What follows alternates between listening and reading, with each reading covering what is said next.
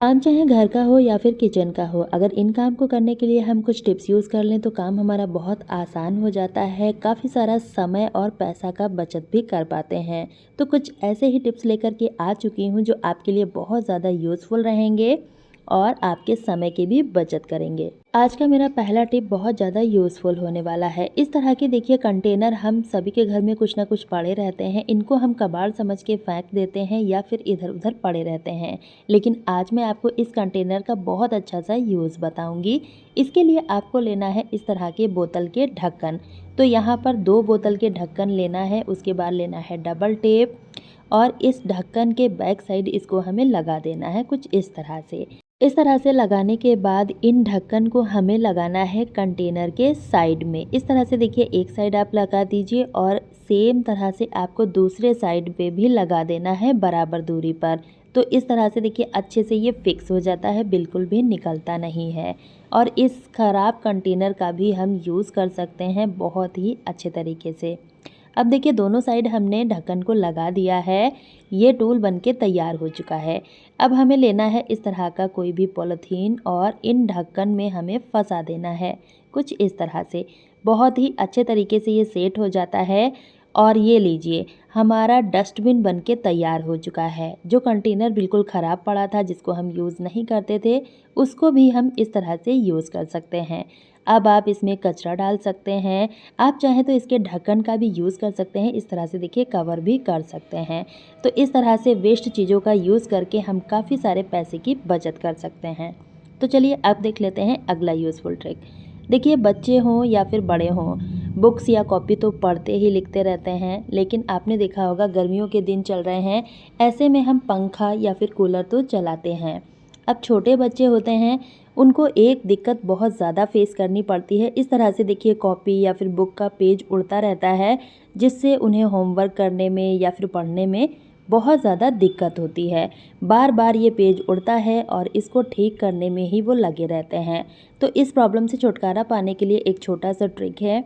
आपको लेना है इस तरह की क्लॉथ क्लिप और इन क्लिप को हमें इस तरह से देखिए कॉपी या फिर बुक के साइड में लगा देना है कुछ इस तरह से।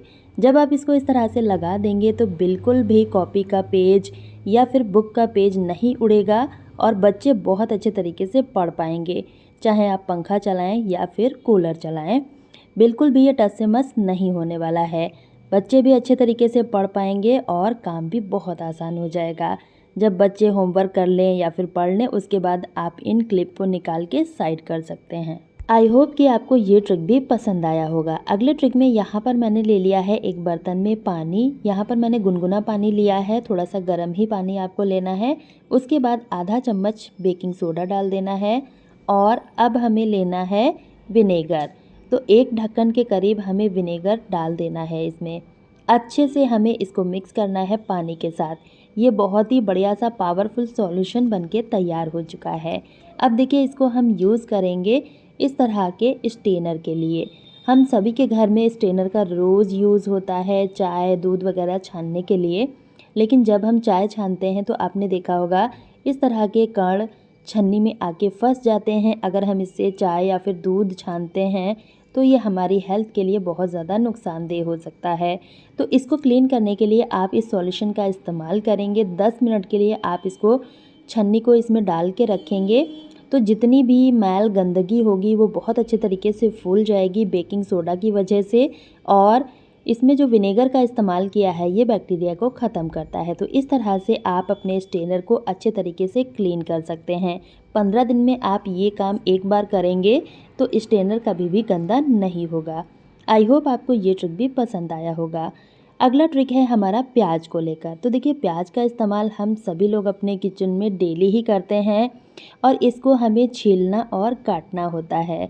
अब देखिए क्या होता है, कुछ लोगों को प्याज काटते समय बहुत ज़्यादा आँखों से आंसू आता है, तो उस समय प्याज काटना काफ़ी ज़्यादा मुश्किल हो जाता है। तो इसके लिए मैं आपको छोटा सा ट्रिक बताऊंगी। आपको लेना है पानी जो कि हम पीने के लिए इस्तेमाल करते हैं और इसी पानी में हमें डाल देना है आइस, या फिर आप इसकी जगह पर ठंडा पानी भी ले सकते हैं। अगर ठंडा पानी नहीं है तो आप इसमें आइस क्यूब डाल दीजिएगा और इस तरह से डालने के बाद अब आप इसमें प्याज डालिए। जितना भी आपको प्याज छीलना और काटना है उतना प्याज आप इसमें डाल दीजिए और 10 मिनट के लिए ऐसे ही आप छोड़ दीजिए। इस तरह से जब आप इसको रखेंगे तो आप देखेंगे इससे हमें 2 फ़ायदे होंगे। एक तो जब हम प्याज को काटेंगे बिल्कुल भी हमारी आँखों में नहीं लगेगा और जिसकी वजह से हमारी आँखों से आँसू भी नहीं आएंगे। और इसको जब हम छील रहे होते हैं तो इसके छिलके जब सूखे होते हैं तो इधर उधर उड़ते रहते हैं, पूरा एरिया गंदा हो जाता है। तो इस प्रॉब्लम से भी आपको छुटकारा मिलेगा। तो इस तरह से देखिए आप प्याज को बहुत अच्छे तरीके से छील सकते हैं। अब आप इसको काटेंगे तो बिल्कुल भी आँखों से आंसू नहीं आएगा। और अगर हम इसको फ्रिज में रख देते हैं उससे भी आंसू नहीं आता है, लेकिन पूरे ही फ्रिज में स्मेल आ जाती है। अब देखिए जब भी हम प्याज को काटते हैं तो इस तरह से चाकू की मदद से काटते हैं और इससे फ्रेंड्स होता क्या है कि प्याज जो है काफ़ी मोटा मोटा कटता है और टाइम भी बहुत ज़्यादा लग जाता है। तो ऐसा हम क्या करें कि हमारा प्याज भी पतला पतला कट जाए और बहुत ही कम टाइम में। तो इसके लिए मैं आपको 2 तरीके बताऊंगी। पहले तरीके में आपको लेना है इस तरह का ग्लास जिसमें आगे के साइड धार होना चाहिए, ऐसा ग्लास हमें लेना है। और इस तरह से देखिए अब आप इसकी स्लाइस कट करेंगे तो आप बहुत ही जल्दी से स्लाइस कर पाएंगे। अगर आपको प्याज छोटा छोटा काटना है तो भी आप बहुत अच्छे तरीके से काट पाएंगे। अब कभी कभी ऐसा होता है नई गृहस्थी बसाते हैं, उस समय हमारे पास हर चीज़ अवेलेबल नहीं होती है तो हम जुगाड़ू ट्रिक से ही काम चलाते हैं। तो उस समय आपके ये ट्रिक बहुत काम आएगा।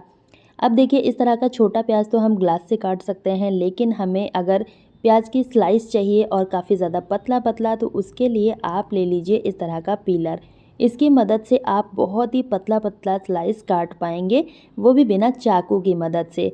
और टाइम भी बहुत कम लगता है। जैसे कि हमें प्याज की पकौड़ी बनानी होती है, बिरयानी बनानी होती है तो उसमें बहुत ही पतला पतला प्याज चाहिए होता है।